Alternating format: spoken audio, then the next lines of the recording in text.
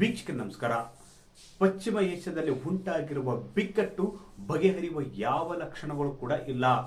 ನೋಡಿ, February 28ರಂದು Israel ಮತ್ತು America ಜಂಟಿಯಾಗಿ ಇರಾನ್ ಮೇಲೆ ದಾಳಿ ಮಾಡ್ತವೆ. ಆ ದಾಳಿ ಮೂಲಕ ಇರಾನ್ನ ಪ್ರಮುಖ ನಾಯಕರನ್ನು ಹತ್ಯೆ ಮಾಡುವ ಮೂಲಕ ಒಂದು ಯುದ್ಧಕ್ಕೆ ಎಂಟ್ರಿ ಕೊಡ್ತವೆ, ಯುದ್ಧಕ್ಕೆ ಚಾಲನೆ ಕೊಡ್ತವೆ. ಬಳಿಕ ಉಂಟಾಗಿದ್ದೆ ಆರ್ಥಿಕ ಬಿಕ್ಕಟ್ಟು, ತೈಲ ಬಿಕ್ಕಟ್ಟು.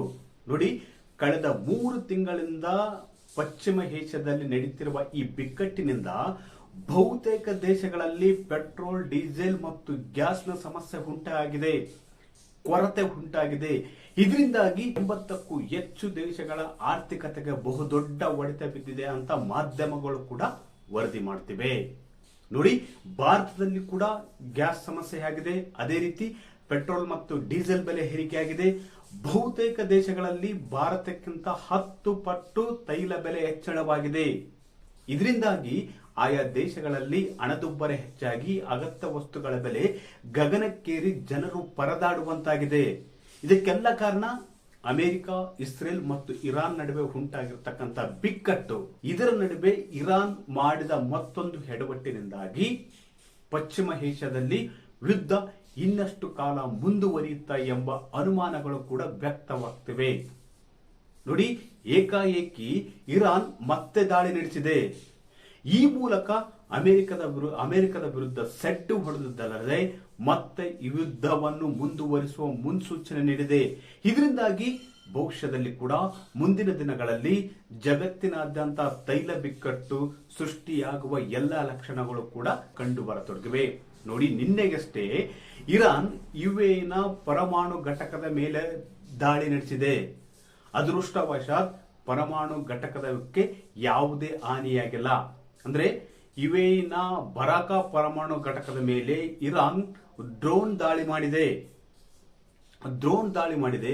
ಆದ್ರೆ ಅದೃಷ್ಟವಶಾತ್ ಆ ದಾಳಿ ಇದೆಯಲ್ಲ, ಕಟ್ಟಡಗಳಿಗೆ ಹಾನಿ ಉಂಟು ಮಾಡಿದ. ಒಂದು ವೇಳೆ ಘಟಕಕ್ಕೆ, ರಿಯಾಕ್ಟರ್ಗಳಿಗೆ ಹಾನಿಯಾಗಿದ್ರೆ ಬಹುದೊಡ್ಡ ಜೀವ ಹಾನಿ ಸಂಭವಿಸುವ ಸಾಧ್ಯತೆಯನ್ನು ಕೂಡ ತಳ್ಳಿ ಹಾಕುವಂತಿಲ್ಲ. ಯಾಕಂದ್ರೆ ಘಟಕದ ಮೇಲೆ ದಾಳಿ ಮಾಡಿ ರಿಯಾಕ್ಟರ್ ಮತ್ತು ಅಲ್ಲಿನ ತಂತ್ರಜ್ಞಾನವನ್ನ ನಾಶಪಡಿಸಿದಾಗ ಬಹುತೇಕ ವಿಕಿರಣ ಸೋರಿಕೆ ಉಂಟಾಗಿ ಜನರಿಗೆ ಜೀವ ಹಾನಿಯನ್ನು ಪಡೆಯುವ ಸಾಧ್ಯತೆ ಹೆಚ್ಚಿರುತ್ತೆ. 5 ವರ್ಷಗಳ ಹಿಂದೆ ಜಪಾನ್ನಲ್ಲಿ ಸಂಭವಿಸಿದಂತ ಅಣು ವಿಕಿರಣ ಏನಿತ್ತಲ್ಲ, ಅದರ 10 ಪಟ್ಟು ಅಪಾಯವನ್ನು ತಂದೊಡ್ಡುವ ಸ್ಥಿತಿಯಲ್ಲಿ ಇದು ಇತ್ತು. ಆದ್ರೆ ಆ ಘಟಕಕ್ಕೆ, ರಿಯಾಕ್ಟರ್ಗೆ ಯಾವುದೇ ಹಾನಿಯಾಗಿಲ್ಲ.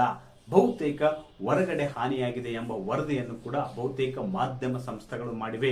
ಇದರಿಂದಾಗಿ ಬಹುತೇಕ ಮುಂದಿನ ದಿನಗಳಲ್ಲಿ ಕೂಡ ಯುದ್ಧ ಮತ್ತೆ ಆರಂಭವಾಗುತ್ತೆ ಎಂಬ ಆತಂಕ ಕೂಡ ವ್ಯಕ್ತವಾಗ್ತದೆ. ಯಾಕಂದ್ರೆ ನೋಡಿ, ಈಗಾಗಲೇ ಕದನ ವಿರಾಮ ಜಾರಿಗೆ ಬಂದಿದೆ. ಆದ್ರೆ ಹಾಗಂತ 2 ದೇಶಗಳು ವಿಧಿಸಿದಂತ ಷರತ್ತುಗಳಿಗೆ ಇರಾನ್ ಒಪ್ತಿಲ್ಲ. ಅದೇ ರೀತಿ ಅಮೆರಿಕದ ಷರತ್ತುಗಳನ್ನು ಇರಾನ್ ಒಪ್ತಿಲ್ಲ, ಇರಾನ್ನ ಷರತ್ತುಗಳನ್ನು ಅಮೆರಿಕ ಒಪ್ತಿಲ್ಲ. ಇದೆಲ್ಲದರ ನಡುವೆ ಇರಾನ್ ಮತ್ತೆ ನಿನ್ನೆ ದಾಳಿ ನಡೆಸಿರುವುದರಿಂದ ಅಮೆರಿಕ ಮುಂದಿನ ದಿನಗಳಲ್ಲಿ ಯೋಜಿತವಾಗಿ ತಯಾರಿಯೊಂದಿಗೆ ಯುದ್ಧ ನಡೆಸುವ ಕುರಿತು ಚಿಂತನೆ ನಡೆಸಿದೆ ಅಂತ ಕೂಡ ಹೇಳಲಾಗ್ತದೆ. ನೋಡಿ, ಚೀನಾ ಪ್ರವಾಸ ಮುಗಿಸಿಕೊಂಡು ಹೋದ ಬಳಿಕ ಡೊನಾಲ್ಡ್ ಟ್ರಂಪ್ ಅವರು ಹೇಗಾದ್ರೂ ಮಾಡಿ ಇರಾನ್ ಅನ್ನು ಮತ್ತೆ ಮಟ್ಟ ಹಾಕಬೇಕು, ಸಂಪೂರ್ಣವಾಗಿ ಮಟ್ಟ ಹಾಕಬೇಕು ಎಂಬುವ ಕುರಿತು ಅಲ್ಲಿನ ಸೇನಾಧಿಕಾರಿಗಳ ಜೊತೆ, ರಕ್ಷಣಾ ಸಚಿವರ ಜೊತೆ, ರಕ್ಷಣಾ ಅಧಿಕಾರಿಗಳ ಜೊತೆ ಒಂದು ಮೀಟಿಂಗ್ ಅನ್ನು, ವಿಸ್ತೃತವಾದ ಸಭೆಯನ್ನು ನಡೆಸಿದ್ದಾರೆ. ಈ ಕುರಿತು ಚರ್ಚೆಯನ್ನು ನಡೆಸಿದ್ದಾರೆ ಅಂತ ಕೂಡ ಮಾಧ್ಯಮಗಳು ವರದಿ ಮಾಡಿವೆ.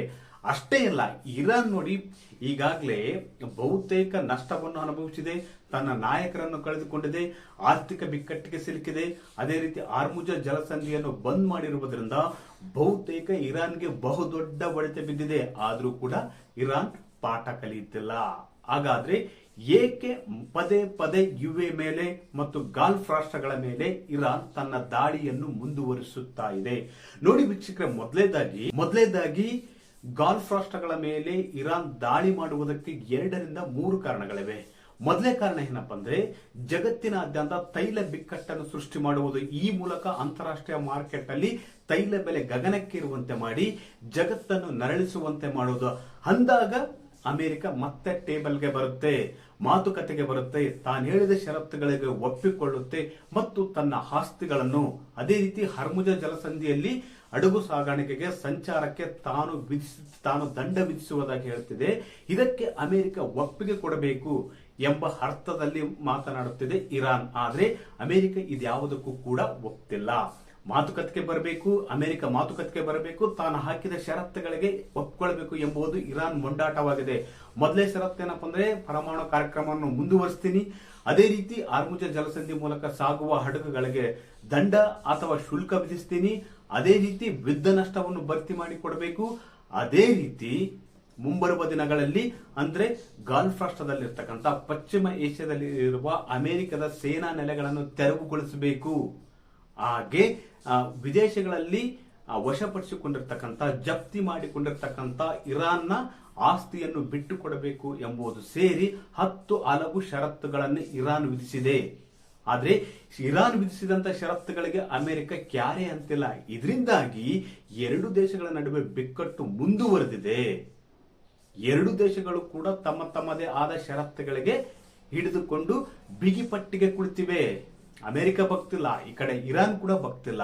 ಇದರಿಂದಾಗಿ ಹಾರ್ಮುಜ ಜಲಸಂಧಿ ಬಿಕ್ಕಟ್ಟು ಮುಂದುವರೆದಿದೆ. ಕಳೆದ 3 ತಿಂಗಳಿಂದ ಹಾರ್ಮುಜ ಬಿಕ್ಕಟ್ಟು ಮುಂದುವರೆದಿದ್ದರಿಂದ 80ಕ್ಕೂ ಹೆಚ್ಚು ದೇಶಗಳ ಆರ್ಥಿಕತೆಗೆ ಹೊಡೆತ ಬಿದ್ದಿದೆ. ಇದೆಲ್ಲದರ ಹೊರತಾಗಿ ಇರಾನ್ ಮತ್ತೆ ದಾಳಿ ನಡೆಸಿರುವುದನ್ನು ಭಾರತ ಕಟುವಾಗಿ ಖಂಡಿಸಿದೆ. ನೋಡಿ, ಭಾರತ ಇಲ್ಲಿವರೆಗೂ ಕೂಡ ಒಂದು ಸಹನೆಯಿಂದ ಇತ್ತು, ತಾಳ್ಮೆಯಿಂದ ಇತ್ತು. ಯಾವಾಗ ಯುಎ ಮೇಲೆ ಇರಾನ್ ದಾಳಿ ಮಾಡಿತ್ತು, ಅದು ಪರಮಾಣು ಘಟಕದ ಮೇಲೆ ದಾಳಿ ಮಾಡಿತ್ತು, ಭಾರತ ಖಡಾಖಂಡಿತವಾಗಿ ಇದನ್ನು ನಾನು ಒಪ್ಪೋದಿಲ್ಲ ಅಂತ ಖಂಡಿಸಿದೆ. ಅಂದ್ರೆ ಮೊದಲನೇದಾಗಿ ಇರಾನ್ನ ನಾಯಕರ ಹತ್ಯೆ ಮಾಡಿದಾಗ ಒಂದು ಖಂಡಿಸುವುದಕ್ಕೆ, ಸಂತಾಪ ಸೂಚಿಸುವುದಕ್ಕೆ ವಾರಗಳ ಕಾಲ ಒಂದು ಟೈಮ್ ಅನ್ನು ತೆಗೆದುಕೊಂಡಿತ್ತು ಭಾರತ. ಯಾಕಂದ್ರೆ ಇರಾನ್ ಯಾವಾಗ್ಲೂ ಕೆಲವೊಮ್ಮೆ ಭಾರತ ವಿರುದ್ಧ ನಿಂತಿರುವುದರಿಂದ ಪರ ಸಂತಾಪ ವ್ಯಕ್ತಪಡಿಸುವುದಕ್ಕೆ ಕೂಡ ಹಿಂದೇಟು ಹಾಕಿತ್ತು. ಆದ್ರೆ ಇವೇ ಮೇಲೆ ಪರಮಾಣು ಘಟಕದ ಮೇಲೆ ದಾಳಿ ಮಾಡುತ್ತಿದ್ದಂತೆ ಭಾರತ ತನ್ನ ತೀಕ್ಷ್ಣವಾಗಿ ಖಂಡಿಸಿದೆ. ಇದು ಯಾರು ಕೂಡ ಸಹಿಸಲಾರದ್ದು. ಅದೇ ರೀತಿ ಈ ತರದ ಘಟನೆಗಳನ್ನು, ಕೃತ್ಯಗಳನ್ನು ಯಾವತ್ತಿಗೂ ಒಪ್ಪಿಕೊಳ್ಳಲಾಗದು ಅಂತ ಭಾರತ ಖಂಡಿಸಿದೆ. ಒಟ್ಟಾರೆಯಾಗಿ ಇರಾನ್ ಪದೇ ಪದೇ ಕಾಲಕ್ಕೆದುರು ಜಗಳಕ್ಕೆ ಹೋಗುತ್ತಿದೆ. ನಿನ್ನೆಯಷ್ಟೇ ಯುಎ ಮೇಲೆ ದಾಳಿ ಮಾಡುವ ಮೂಲಕ ಅಮೆರಿಕ ಕೂಡ ಮತ್ತೊಂದು ಬಾರಿ ಇರಾನ್ ಅನ್ನು ಸರ್ವನಾಶ ಮಾಡುವುದಕ್ಕೆ, ಇರಾನ್ ಅನ್ನು ಬಗ್ಗು ಬಡಿಯುವುದಕ್ಕೆ ಶತ ಪ್ರಯತ್ನದ ಜೊತೆಗೆ ಮತ್ತು ಸಿದ್ಧತೆಯೊಂದಿಗೆ ಯುದ್ಧಕ್ಕಿಳುವ ಚಿಂತನೆ ಕೂಡ ನಡೆಸಿದೆ ಅಂತ ಹೇಳಲಾಗ್ತದೆ. ನೋಡಿ, 2 ತಿಂಗಳಕ್ಕಿಂತ ಹೆಚ್ಚಿನ ಕಾಲ ಅಮೆರಿಕ ಒಂದು ದೇಶದ ಜೊತೆ ಯುದ್ಧ ಮಾಡುವಂತಿಲ್ಲ. ಅಂದ್ರೆ 2 ತಿಂಗಳ ಕಾಲ ಅಧ್ಯಕ್ಷರ ಪರಮಾಧಿಕಾರವಿರುತ್ತೆ, ಏನಾದ್ರೂ ಮಾಡಬಹುದು. ಆದ್ರೆ 2 ತಿಂಗಳ ಮೀರಿದ ನಂತರ ಅಲ್ಲಿನ ಸಂಸತ್ತು ನಿರ್ಧಾರ ತೆಗೆದುಕೊಳ್ಳುತ್ತೆ ಯುದ್ಧ ಮಾಡುವ ಕುರಿತು ಮತ್ತು ಮುಂದುವರಿಸುವ ಕುರಿತು. ಮುಂದಿನ ದಿನಗಳಲ್ಲಿ ಅಮೆರಿಕ ಯಾವ ನಿರ್ಧಾರ ಕೈಗೊಳ್ಳುತ್ತೆ, ಅದೇ ರೀತಿ ಹಾರ್ಮುಜ ಬಿಕ್ಕಟ್ಟು ಇನ್ನು ಎಷ್ಟು ದಿನಗಳ ಕಾಲ ಮುಂದುವರಿಯುತ್ತೆ ಎಂಬುದು ಕೂಡ ಆತಂಕದ ವಿಷಯ. ಯಾಕಂದ್ರೆ ಈಗಾಗಲೇ ಹಾರ್ಮುಜ ಬಿಕ್ಕಟ್ಟು ಉಂಟಾಗಿದ್ದ ಪರಿಣಾಮ, ಹಾರ್ಮುಜ ಜಲಸಂಧಿಯನ್ನು ಮುಚ್ಚಿರುವ ಪರಿಣಾಮ ಜಗತ್ತಿನಾದ್ಯಂತ ತೈಲ ಬಿಕ್ಕಟ್ಟು ಮುಂದುವರೆದಿದೆ, LPG ಬಿಕ್ಕಟ್ಟು ಮುಂದುವರೆದಿದೆ. ಬಹುತೇಕ ದೇಶಗಳಲ್ಲಿ ಬೆಲೆ ಹೆಚ್ಚಳವಾಗಿದೆ. ಇದರಿಂದ ಜನರು ನರಳುವಂತಾಗಿದೆ. ವೀಕ್ಷಕರೇ, ಈ ಮಾಹಿತಿ ಇಷ್ಟವಾದಲ್ಲಿ ವಿಡಿಯೋ ಶೇರ್ ಮಾಡಿ, ಲೈಕ್ ಮಾಡಿ, ಕಮೆಂಟ್ ಮಾಡಿ.